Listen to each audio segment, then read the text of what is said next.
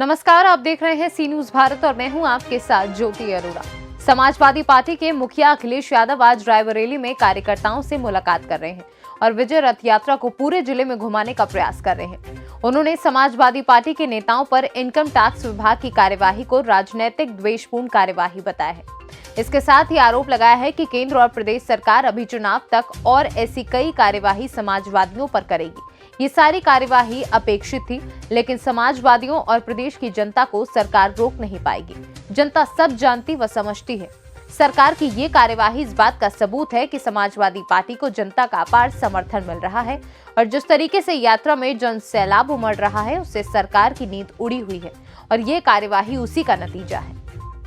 बताते चले कि सपा के राष्ट्रीय अध्यक्ष अखिलेश यादव समाजवादी रथ यात्रा लेकर रायबरेली कल आए थे। रायबरेली की 3 विधानसभा में कल जनसभा को संबोधित किया था और 3 विधानसभाओं में आज जनसभा करेंगे। आज की जनसभा के पहले उन्होंने प्रेस कॉन्फ्रेंस कर आरोप लगाया, भारतीय जनता पार्टी डर गई है। जैसे जैसे चुनाव नजदीक आते जा रहे हैं, वैसे वैसे ये समाजवादियों के खिलाफ कार्यवाही करते रहेंगे। अभी तो ईडी आई है, अभी पता नहीं कौन कौन सी एजेंसी समाजवादियों के खिलाफ उत्तर प्रदेश में उतारी जाएंगी। राजीव समाजवादी पार्टी के प्रवक्ता हैं। अगर सरकार के पास इनके खिलाफ कोई सबूत थे तो इन्होंने पहले क्यों कार्यवाही नहीं की। इलेक्शन के 1 महीना पहले कार्यवाही साफ बता रही है कि ये समाजवादी पार्टी की लोकप्रियता को देखकर डरे हुए हैं और इसी का ये नतीजा है। समाजवादी पार्टी अपने पुराने कार्यकर्ताओं का सम्मान करेगी।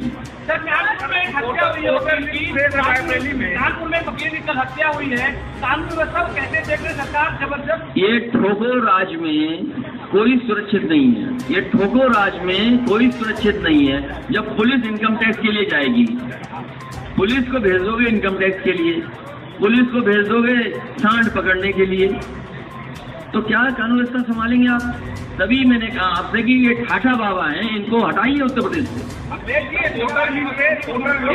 जिन्हें लैपटॉप चलाना नहीं आता है, जो लैपटॉप देख करके डरते घबराते हो, वो 100 नंबर 112 क्या समझेंगे? ये बताइए, 100 नंबर 112 आधुनिक टेक्नोलॉजी के साथ पुलिस काम कर सके? मेरे ना सुनिए, मेरी बात मत मानिए। 100 नंबर की कोई गाड़ी हो, उस पुलिस के जवान या हेड कांस्टेबल जो चला रहा हो, जो चल रहा हो, उससे पूछिए कि बताइए योजना अच्छी थी कि खराब थी और किसने कबाड़ा कर दिया, वो भी पता लग जाएगा। तो आप मेरी मत मानिए, कम से कम पुलिस से पूछिए क्या ये 100 नंबर व्यवस्था अच्छी थी कि नहीं थी।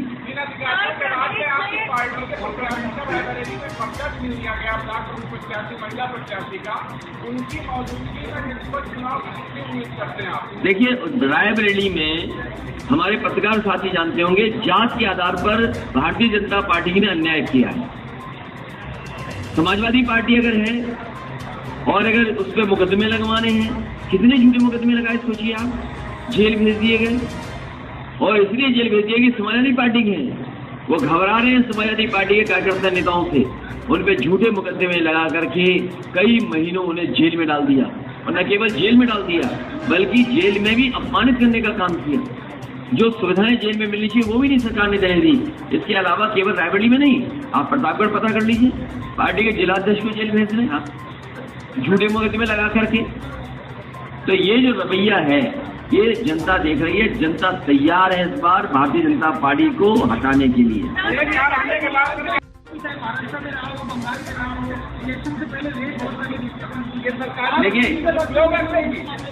देखिए, ये कोई नया नहीं है और उत्तर प्रदेश की जनता जानती है। हमारे पत्रकार साथी जो पूछ रहे हैं, बंगाल के चुनाव में क्या हुआ, किस तरीके से केंद्रीय एजेंसियों का मिसयूज हुआ, किस संस्था का मिसयूज नहीं हुआ बंगाल के चुनाव में, परिणाम क्या हुआ वहां पर, जनता ने जवाब दे दिया और वहां की मुख्यमंत्री आदरणीय ममता बनर्जी पुनः वहां की मुख्यमंत्री बन गई। महाराष्ट्र का भी उदाहरण है, जहां संस्थाएं जाती हैं, संस्थाएं न जाने क्या क्या करती हैं। क्या आपको वो मामला याद नहीं है, चिलम वाला मामला, जो चिलम में डाला जाता है बम्बई का? अरे भाई, एलसीबी का नहीं, चिलम वाला एक मामला। अरे भाई, आपने टीवी नहीं देखा कि किस तरीके से एक अधिकारी ने झूठा फंसा दिया किसी को? कौन नहीं जानता, बताओ। वो टीवी पे कितना चला था केस, बताइए। और पानी का जहाज किसका था? पानी का जहाज उसका था जो भारतीय जनता पार्टी का सबसे समर्थक है। पानी का जहाज उसका था जिस जहाज पर ये पार्टी दावतें होती थी, वो भारतीय जनता पार्टी के समर्थक का जहाज था, पानी का जहाज। ये भारतीय जनता पार्टी नहीं बताएगी। क्या उस अधिकारी के खिलाफ कार्रवाई होगी? तो अधिकारी तो कठपुतली है। एक अधिकारी हम लाए थे यूपी में, उसने हमसे कहा कि जो कहोगे वो करेंगे हम। हमारी सरकार चली गई, उसने वही रटा हुआ था कि जो कहोगे वो करेंगे। तो बताओ आदरणीय आजम साहब को फंसाया कि नहीं फंसाया? उस अधिकारी को कैडर बदलने का काम हमारी सरकार में हुआ। वो दूसरे प्रदेश में थे, केवल उस प्रदेश में न चले जाएं, वापिस कैडर में न चले जाएं, उस सरकार ने जो चाह तो करवा लिया। अरे पहले जनता से अपील करेंगे, ये जनता का चुनाव है, ये सीबीआई इनकम टैक्स का चुनाव नहीं है। कब हुई मुलाकात? तुम बता दो अगर मुलाकात हुई हो तो। बीजेपी के संपर्क में है वो।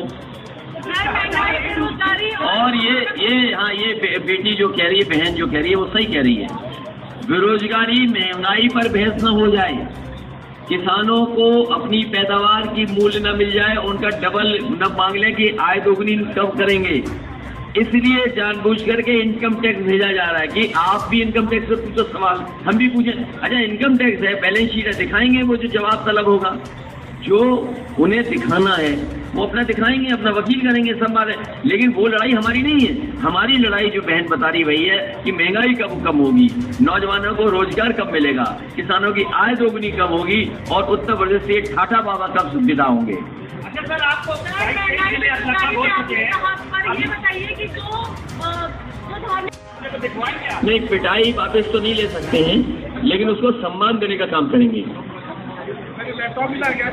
हाँ, ये बेटी को लैपटॉप मिला था, कब मिला था ये खुद बताएंगी। ये अगर बोलना चाहे तो मैं दे सकता हूँ उन्हें माइक। कितने सवाल पूछोगी? ये धार्मिक चश्मा भारतीय जनता पार्टी जैसे चुनाव आता है लगा लेती है। ये बताइए, प्रधानमंत्री जी ने गंगा में डुबकी लगाई, हमारे उत्तर प्रदेश के मुख्यमंत्री जी ने नहीं लगाई। और कभी सोचो क्यों नहीं लगाई उन्होंने? क्योंकि हमारे उत्तर प्रदेश के मुख्यमंत्री ये जानते थे कि गंगा गंदी है, माँ गंगा की सफाई नहीं हुई है। पूरा यमुना का गंदा पानी गंगा में जा रहा है, पूरा हिंडन का गंदा पानी गंगा में जा रहा है, पूरा काली नदी का गंदा पानी उसमें जा रहा है गंगा में, पूरा गोमती का गंदा पानी गंगा में जा रहा है। वो हमारे माननीय मुख्यमंत्री जी जानते थे कि गंगा में पानी जो बह रहा है वो गंदा है, इसीलिए नहीं उसने स्नान किया, न डुबकी लगाई। उन्होंने कहा प्रधानमंत्री डुबकी लगाए तो लगा ले, गंदा कहाँ पानी है।